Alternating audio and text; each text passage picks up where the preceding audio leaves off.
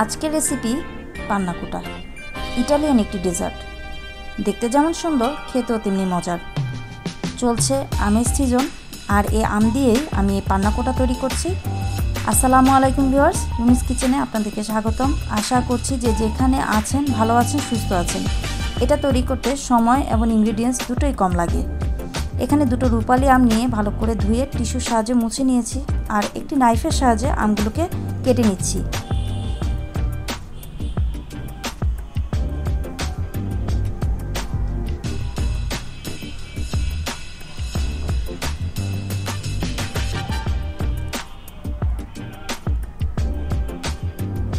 তারপরে ব্লেন্ডারের জারে আমগুলোকে টুকরো করে নিয়ে নিব।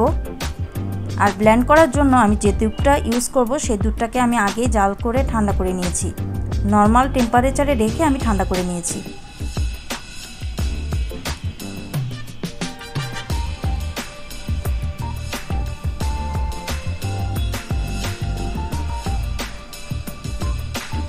এখন দিয়ে দিব 1 কাপ জাল করা দুধ, আর দিয়ে দিব চিনি 1/2 কাপ। তারপরে ব্লেন্ড করে একটি স্ট্রেনারে ছেঁকে নিব। আর এই ছাকার অংশটিকে ভুলেও স্কিপ করা যাবে না। একটি ভালো রেজাল্ট পেতে হলে অবশ্যই ছেঁকে নিতে হবে।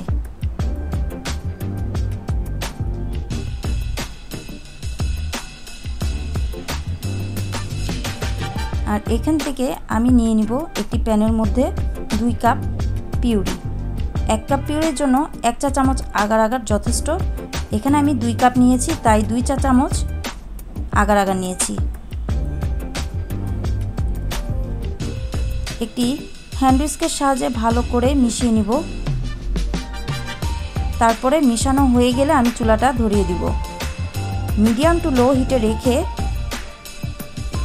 প্রথম থেকে শেষ পর্যন্ত আমি জাল করে নিব। যতক্ষণ না বলক আসে ততক্ষণ পর্যন্ত দাঁড়িয়ে থেকে নাড়তে হবে।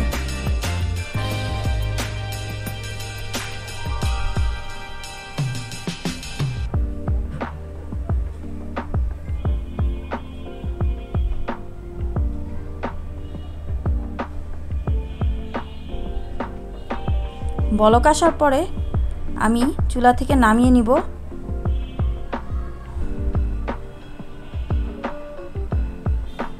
যে গ্লাসে বা পাত্রে সেট করব সেখানে দিয়ে দিব। আমি গ্লাসটাকে একটু বাঁকা করে নিয়েছি, এতে করে ডিজাইনটা দেখতে সুন্দর লাগবে। তাই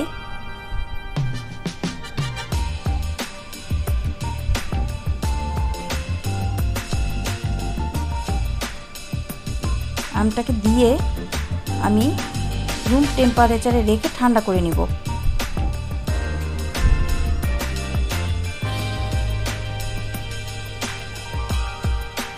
এখন চলে যাব সেকেন্ড স্টেপে।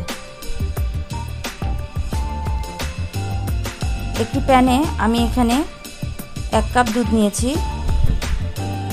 আর দিয়ে দিব চিনি 2 টেবিল চামচ। কেউ যদি মিষ্টিটা একটু বেশি পছন্দ করেন সেক্ষেত্রে একটু বাড়িয়ে দিতে পারেন। আর দিয়ে দিব আগার পাউডার 1 চা চামচ। এই আগার পাউডারটাকে কেউ কম বেশি করতে যাবেন না, এটাই পারফেক্ট। 1 কাপের জন্য 1 চা চামচই আগার এনাফ। ভালো করে নেড়ে চেড়ে আমি চুলার জালটাকে ধরিয়ে দিব। মিডিয়াম টু লো হিটে রেখে আমি দুধটাকে বলক আসা পর্যন্ত অপেক্ষা করব।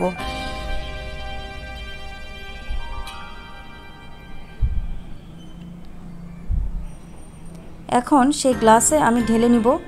ঢালা হয়ে গিয়েছে। এটাকে রুম টেম্পারেচারে এনে ঠান্ডা করে 1 ঘন্টার জন্য আমি ফ্রিজে রেখে দিয়েছিলাম। তারপরে কিছু আমকুচি দিয়ে এটাকে পরিবেশন করেছি। আশা করি ম্যাঙ্গো পান্না কোটা আপনাদের ভালো লেগেছে। যদি ভালো লেগে থাকে অবশ্যই চ্যানেলটিকে সাবস্ক্রাইব করতে ভুলবেন না।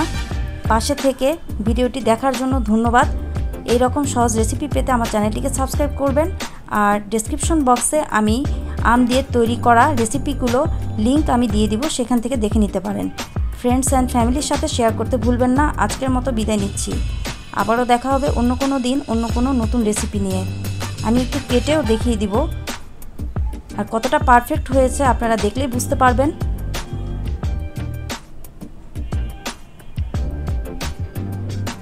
দেখুন কতটা পারফেক্ট হয়েছে। খেতে খেতে বিদায় নিচ্ছি, আবারও দেখা হবে অন্য কোনো সময় নতুন রেসিপি নিয়ে। আল্লাহ হাফেজ।